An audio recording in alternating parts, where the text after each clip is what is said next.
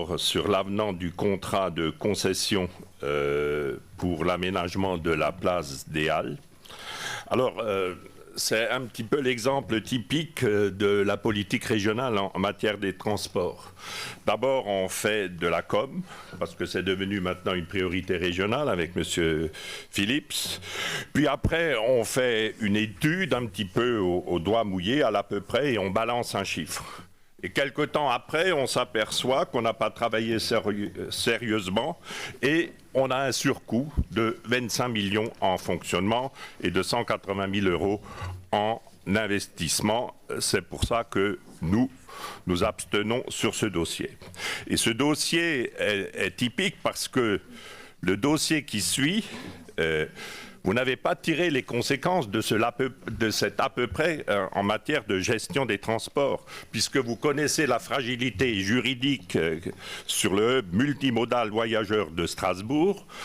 J'ai posé la question à David Valence lors de la réunion de la commission des transports. Il nous a répondu, c'est pas nous, c'est l'Eurométropole. Parce que ce dossier est fragile. J'étais pendant 25 ans commissaire enquêteur, j'ai même fait des enquêtes publiques à l'époque sur la communauté urbaine de Strasbourg, même pour le tram.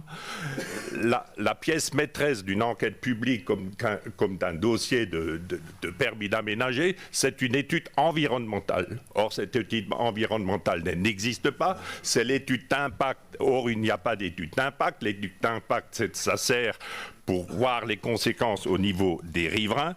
Ce dossier risque d'être retoqué au tribunal administratif, mais la région, elle vote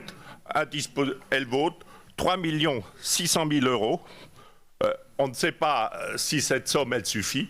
Et dans quelques temps, dans un an, on aura de nouveau un surcoût parce qu'on n'a pas apprécié le montant exact de la dépense.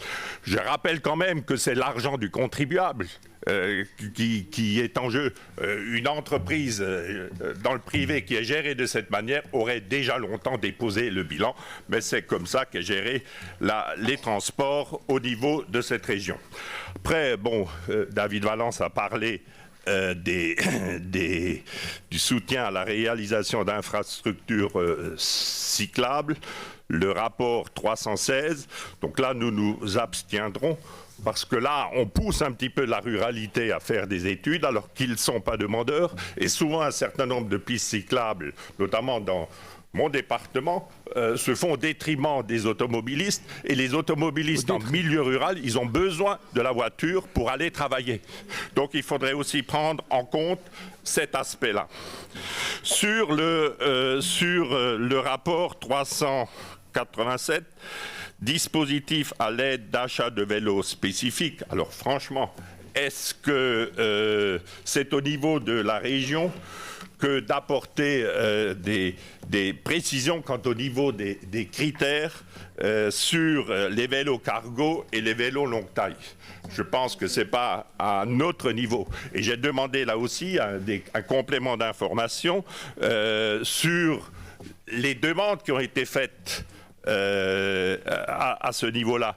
Il y a 6 demandes de vélos spécifiques, de demandes de subvention en milieu très rural et 771 demandes qui ont été faites en milieu très urbain. Donc là, encore une fois, vous encouragez les grandes métropoles et notamment les grandes métropoles écolos de notre territoire, au détriment des petites communes. Alors, le dernier point que je voulais aborder, c'est la modification des décisions de transport. Sur le premier point, où il y a de nouveau une augmentation, enfin une précision au niveau d'une augmentation. Je rappelle quand même, puisqu'on parle d'augmentation des transports, que là, depuis la dernière séance plénière, vous avez eu la médaille d'or de TF1, le 20h de TF1, suite à une enquête où vous avez été désigné comme champion en matière de tarification. Puisque la tarification pour les 50 km est de 12,10 €. Vous battez même les écolos gauchos d'Occitanie. Donc il faut le faire. Il faut le faire. C'est des rapports officiels qui sont passés aux 20 heures de TF1. Enfin, il y avait l'enquête des journaux, l'Alsace, concernant la saturation et la surcharge des TER. Vous avez eu le bonnet d'âne de Que Choisir en matière de fiabilité du TER. Donc là, la coupe est pleine. La coupe est pleine, et ce qui démontre une fois de plus que l'exécutif régional n'est pas capable de gérer les transports de cette région. Voilà ce que j'avais à dire.